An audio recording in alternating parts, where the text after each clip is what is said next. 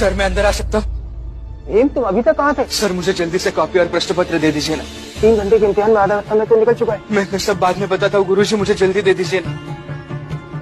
धन्यवाद। अब प्रश्न पत्र और कॉपी लेकर क्या करोगे? जितना वक्त बचा है उतने में एक सवाल का जवाब भी नहीं लिख पाओगे। मतलब इस बार भी छोटी जात का भीमराव परीक्षा पास नहीं कर पाएगा। तुम लोग अपने सवाल हल करो, अभी समय बहुत कम बचा है, जल्दी करना।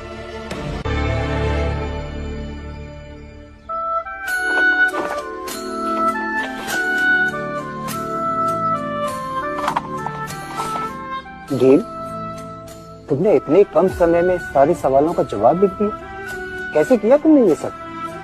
गुरुजी, जब दम घुटता है तो सांस लेने के लिए दीवारें तोड़नी पड़ती है,